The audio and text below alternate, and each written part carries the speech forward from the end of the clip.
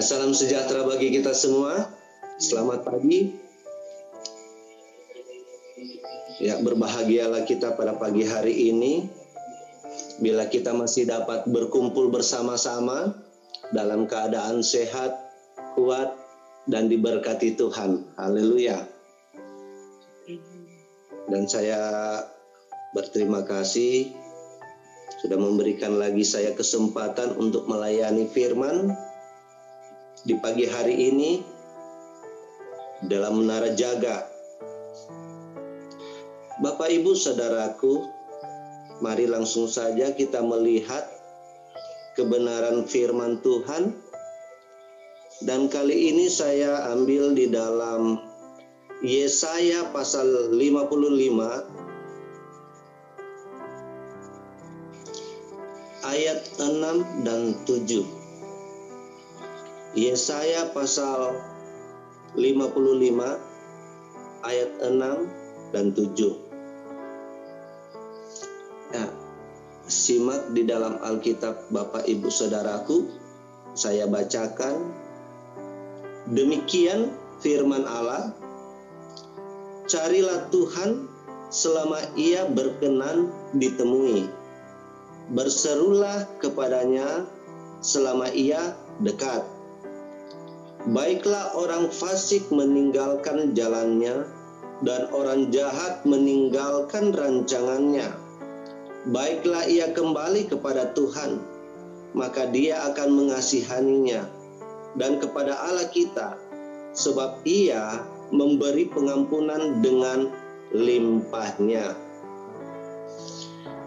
Sungguh luar biasa bahwa kalau pada saat ini ada firman Tuhan yang selalu mengingatkan kita tentang begitu berharganya Tuhan itu. Kalau lembaga Alkitab memberi tema seruan untuk turut serta dalam keselamatan yang dari Tuhan, atau bahasa kita sehari-hari ini satu ajakan bagi kita untuk menikmati segala sesuatu yang ada di dalam kehidupan Allah. Mungkin bagi kita akan berpikir, bagaimana caranya mencari Tuhan? Sementara kita sendiri sudah dari sananya, ya bersyukurlah, sudah jadi Kristen. Tentunya cari Tuhan, dari masih kecil sudah kenal Tuhan. Jadi maksudnya cari Tuhan di sini, cari Tuhan yang model bagaimana? Saya memberikan satu firman juga yang berkata seperti ini di dalam kitab Pemazmur. Ketika dia berkata, saya paling senang jikalau ada orang yang berkata, marilah kita ke rumah Tuhan. Ada satu ajakan. Ada apa di sana?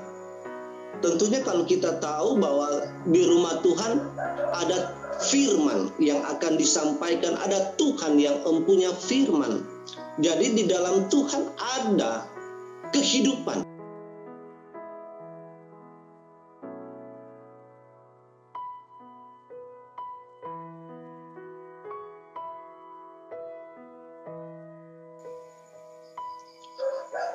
Beda halnya dengan kehidupan kita yang sekarang ini. Kalau saya bisa berkata begini, kalau kita mencari uang, mencari harta benda, mudah bagi kita ya Bapak Ibu. Kenapa? Karena itu hanya memerlukan tenaga ataupun kepintaran atau kecakapan. Dapat itu dipakai oleh perusahaan-perusahaan atau hal dalam instansi apapun, kalau memiliki keahlian seperti itu. Dan bagaimana kalau mencari Tuhan? Tentunya ini jadi pertanyaan bagi kita, karena mencari Tuhan ini harus dengan segenap hati. Seperti yang disampaikan oleh firman Allah, saya ambil ini, ada satu luar biasa lah nilai tambah bagi kita di dalam 2 Tawarik pasal 16 ayat 9a. Di sana saya baca dalam versi yang berbeda ya. Bunyinya begini. Karena mata Tuhan memperhatikan seluruh bumi, permukaan bumi, untuk mencari orang-orang yang hatinya sungguh tulus terhadap Dia. Mata Tuhan memperhatikan seluruh bumi hanya untuk mencari orang-orang yang hatinya sungguh mencari Dia. Jadi untuk mencari Tuhan tidak semudah seperti yang disangkakan banyak orang. Kenapa? Harus memiliki kerinduan yang besar. Kenapa susah? Ya karena harus dibutuhkan penyangkalan diri. Harus menyalipkan keinginan-keinginan daging. Tapi Bapak Ibu Saudaraku, ketika kita mau mencari Tuhan dengan tulus hati, dengan kerinduan yang besar, seperti yang kita bacakan ini, ada seruan untuk mencari Tuhan. Dan untuk firman Tuhan ini, ada 2 hal yang ingin saya sampaikan kepada kita sebagai perenungan di dalam kehidupan kita setiap hari, bertalian dengan carilah Tuhan selama Ia berkenan ditemui, berserulah kepadanya selama Ia dekat. Yang pertama, mengapa kita harus mencari Tuhan? Kalau mungkin bicara cari duit, cepat. Atau berbicara tentang duit, bagaimana caranya? Bisa. Apapun resikonya bisa. Apa yang tidak bisa zaman sekarang ini? Tapi bagaimana mencari Tuhan? Semudahkah seperti mereka katakan bisa dalam mencari harta benda atau keuangan? Tentunya mikir-mikir panjang. Tapi bagi kita sebagai anak Tuhan, tentu kita dapat melihat ataupun mengerti maksud dari ajakan ini. Saya tidak sentil tentang kenapa Yesaya dipakai Allah untuk menyampaikan firman Tuhan ini, atau dalam kata latar belakang penulisan ini, karena ini pun masih terjadi di zaman sekarang ini. Kemarin ada kawan yang memberi postingan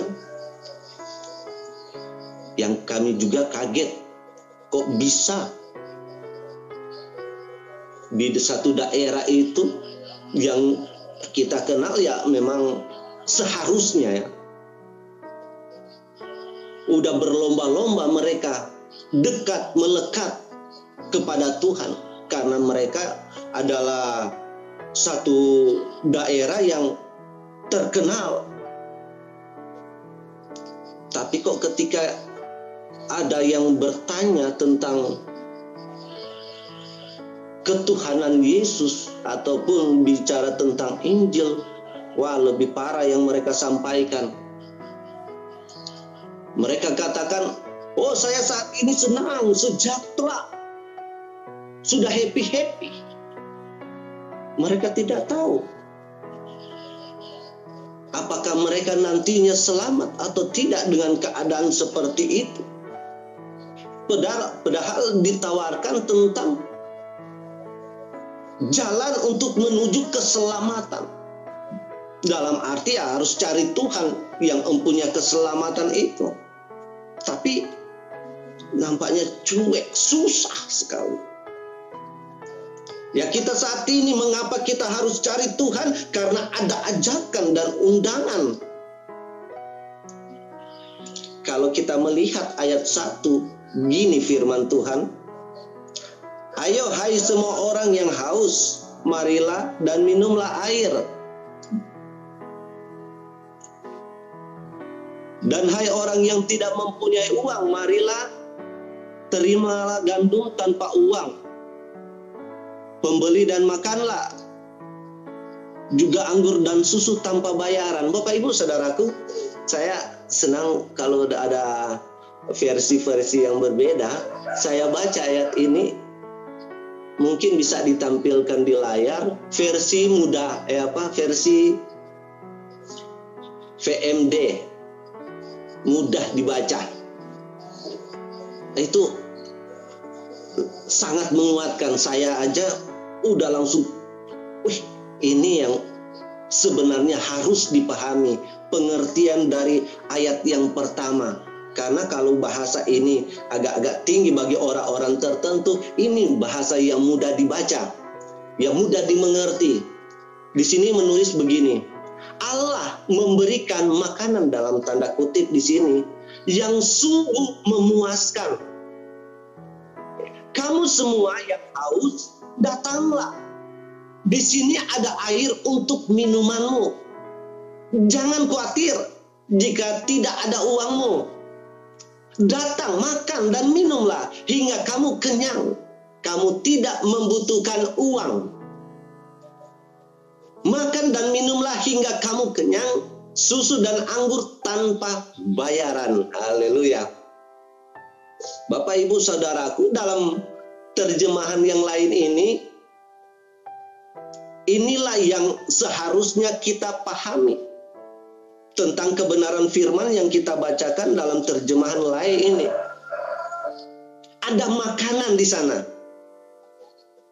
yang memuaskan.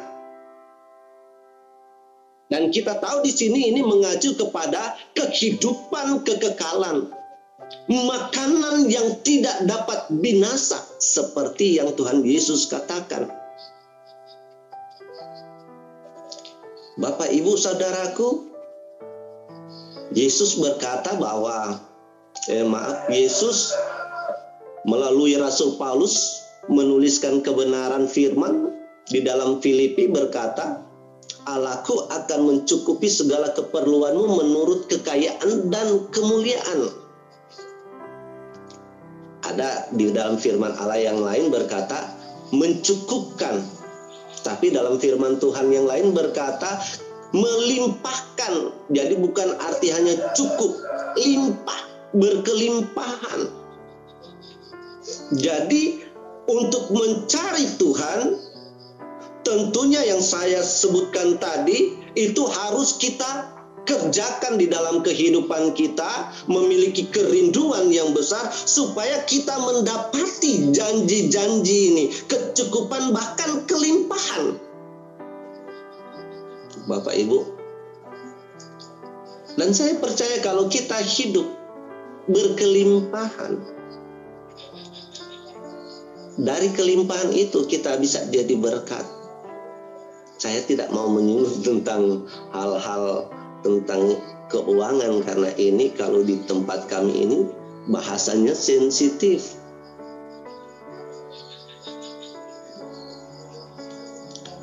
Karena dengan melihat kehidupan kita, kehidupan anak-anak Tuhan yang berkelimpahan dengan gaya hidup yang menyenangkan hati Tuhan, orang akan memandang, melihat bahwa oh benar, di dalam Tuhan itu ada berkat-berkat. Mungkin juga termotivasi juga mereka, ayo kita cari Tuhan bersama-sama. Karena di sana ada sesuatu yang bisa memuaskan dahaga kita. Ada sesuatu yang bisa mengenyangkan. Dan ini juga berbicara tentang makanan bagi jiwa kita, makanan bagi roh kita. Kalau berbicara makanan secara tubuh kita, otomatis kita tetap bekerja, ada kegiatan-kegiatan. Dalam tanda kutip, kalau hamba Tuhan kan, yang saya pahami kalau hamba Tuhan ya sepenuh waktu hanya mendedikasikan dirinya untuk pelayanan. Nanti baru-baru ini saya temui ada yang lain, tapi itu urusan mereka dengan Tuhan karena sesuai dengan panggilan tentunya. Tapi bagi kita, mari kita perhatikan. Itu sebabnya kenapa kita harus mencari Tuhan di zaman sekarang ini. Misalnya kita dapat berpikir begini, seandainya kita berpikir ya, kalau seandainya bisa segala sesuatu yang kita lihat itu, misalnya benda-benda itu bisa berbicara atau bisa hidup, bisa mengeluarkan pendapat. Dunia sekarang ini, coba kalau rumah sakit itu bisa berbicara, atau penjara pun bisa berbicara, tentu mereka akan berkata, banyak loh yang datang ke tempat saya dan bertobat, banyak loh yang datang ke tempat saya di penjara dan bertobat, gitu. Tapi kita yang ada janganlah seperti itu. Haleluya. Jangan nanti kita di rumah sakit baru cari Tuhan dengan sungguh-sungguh. Ataupun nantinya kalau ada yang di penjara langsung berkata, oh saya mau cari Tuhan, saya bertobat. Siksa di sini. Kalau saya beri kesaksian, ada rekan-rekan saya ketika mereka berbuat kenakalan dan ujung-ujungnya masuk penjara. Ketika ada yang besuk berkunjung, langsung berkata, saya nyesal bertobat. Nah, ketika ada juga pelayanan yang masuk ke dalam untuk memberitakan firman, nangis terseduh-seduh, bertobat. Tapi sayangnya mereka harus habiskan berapa kalender di dalam. Nah, Bapak Ibu Saudaraku, masih ada kesempatan yang Tuhan berikan kepada kita. Sebagaimana firman Tuhan ini katakan, carilah Tuhan, maka carilah dengan benar. Jangan hanya berkata bahwa saya orang Kristen. Tuhan kan sudah bersama saya. Masa saya harus mencari Tuhan lagi? Tuhan yang mana yang harus saya cari toh? Ingat Bapak Ibu, banyak orang Kristen hanya Kristen KTP. Ketika mau diajak untuk, contoh ya, sederhana, mau beribadah, susah sekali untuk cari waktu untuk beribadah. Tapi di luar sana berkata mereka orang Kristen. Ditanyakan firman Allah sedikit atau pujian, nggak tahu. Tapi kalau lagu-lagu yang ngerok, wah, hafal sampai di luar kepala. Bapak Ibu Saudaraku, biarlah kita memang memiliki hati yang benar. Hati yang bukan hanya mencari Tuhan sebenarnya, tetapi lekat dengan Tuhan. Hati yang memang benar-benar ingin bersama dengan Tuhan di dalam seluruh kehidupan yang ada. Berjalan bersama dengan Tuhan. Kalau Paulus katakan lebih ekstrim lagi bagi saya. Karena sampai selama ini jarang orang mengalami hal seperti itu. Dikatakan kalau engkau penuh dengan roh, hiduplah di dalam roh. Berjalanlah bersama dengan Tuhan. Ya, kenapa saya katakan agak-agak sukar seperti itu? Karena gini Bapak Ibu, Jangankan untuk berjalan bersama dengan Tuhan, ya pekah dengan suara Tuhan pun agak susah carinya. Apalagi sudah kayak seperti Paulus kayak gitu loh. Bagaimana ini? Caranya bagaimana? Cari Tuhan sudah cari Tuhan. Ya seperti yang saya sebutkan awal, kembalikan sungguh hati tulus, punya kerinduan yang besar, dan tentunya penyerahan diri.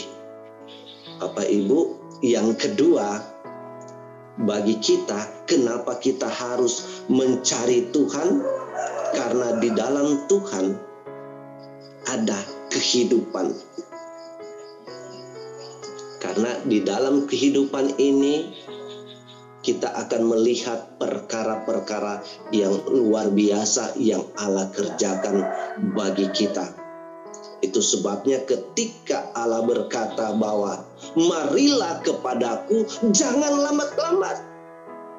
Bukan Tuhan sendiri yang berkata, marilah kepadaku, hai kamu yang letih lesu dan berbeban berat, aku akan memberikan kelegaan kepadamu. Ada ajakan seperti itu, jangan sia-siakan kesempatan itu. Cari, langsung bertindak. Jika ada penghalang-penghalang, terobos semua. Biasakan penghalang-penghalang kalau di dalam firman ini, pikiran kita yang menyimpang atau dosa-dosa kita. Tapi kalau kita memang memiliki niat, kerinduan untuk mencari Tuhan, ya terobos apapun itu. Nanti hasilnya luar biasa. Pasti Tuhan tolong kita semua kalau kita memiliki kerinduan akan keselamatan kita, akan kehidupan kita yang sekarang dan akan datang. Saya gabung, sekarang dan akan datang. Karena firman Allah menjamin seperti itu. Di saat sekarang, ketika kita mencari Tuhan, ada berkat kehidupan yang sekarang dan ada berkat kehidupan yang akan datang. Pahala kita luar biasa. Berseru kepadanya selama ia. Saya ingin menyampaikan hal ini Bapak Ibu, dalam konteks seperti ini, selama ia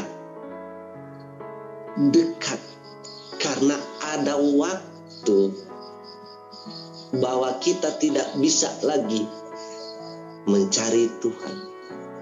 Ada waktu. Dan saya berdoa waktu itu kita sudah, kalau bagi saya, sudah disingkirkan. Kalau kita melihatkan 5 anak darah yang bijak yang sudah disampaikan, kenapa mereka ada yang 5 yang tertinggal?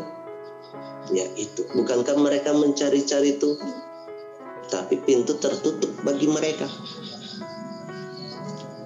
Ya Tuhan tolong kita semua, jangan sampai seperti menjadi 5 anak darah yang ketinggalan kereta itu. Kita berdoa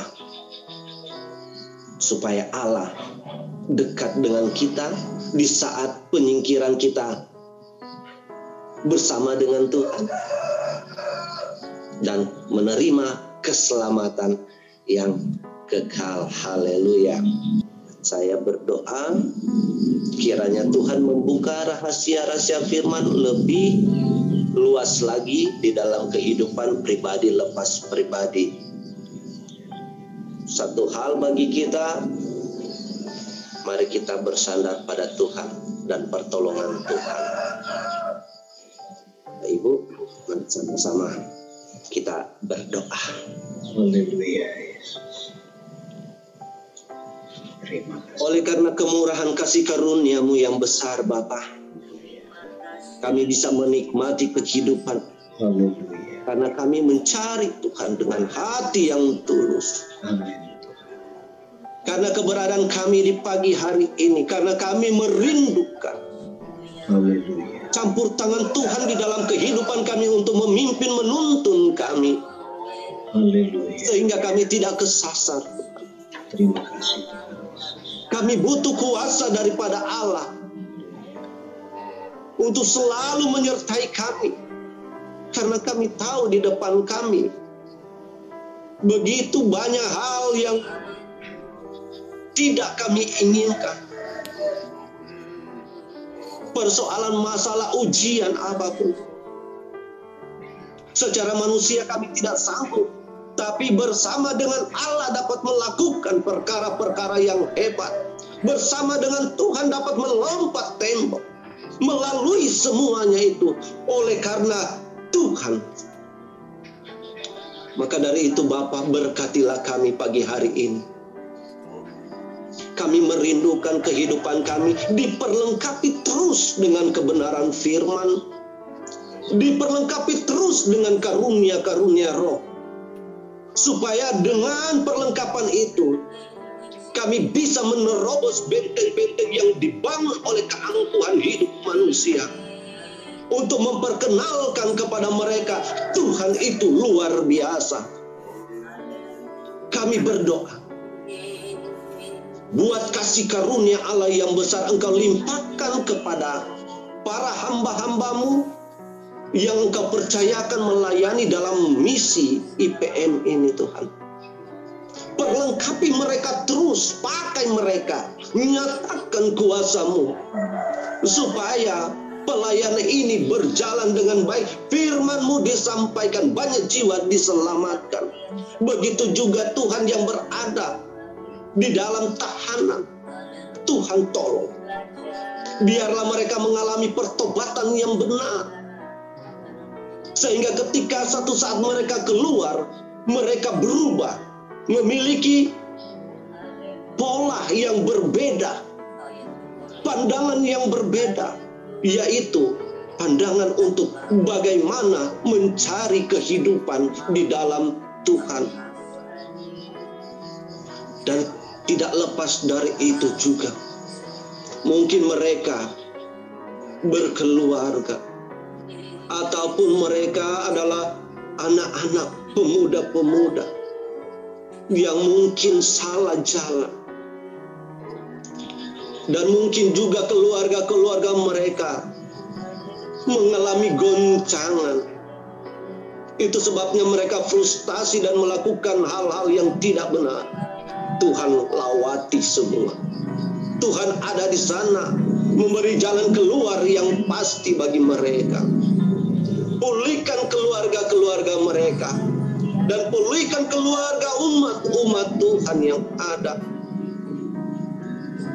Karena kami percaya, jikalau Engkau ada bersama dengan keluarga, maka keluarga-keluarga ini akan mengalami pembaharuan di dalam budi dan pekerti. Secara khusus Bapak, kami berdoa untuk SAP yang di Jakarta, dan untuk sekolah SD dan SMA sampai SMA. Mari pakai pengajar-pengajar yang ada. Tambahkan hikmat dan pengertian. Bila perlu Tuhan, urapi mereka, perlengkapi dengan karunia mengajar, supaya pengajaran mereka itu benar-benar berdampak bagi murid-murid yang mereka bimbing. Dan sapi yang di Jakarta, Tuhan, menjadi berkat bagi kemuliaan Bapa di sorga.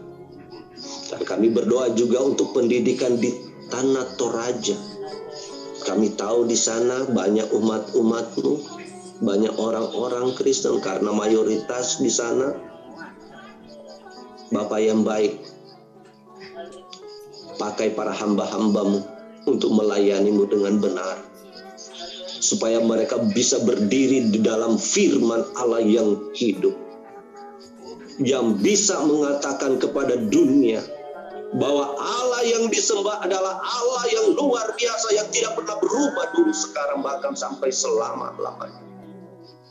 Maka berkatilah hamba-hamba-Mu, pelayan-pelayan, apapun profesinya Tuhan, tolong supaya kebenaran firman-Mu diterapkan dan dinyatakan, dan Engkau meneguhkan firman itu sehingga terjadi pemulihan besar-besaran di tanah Toraja.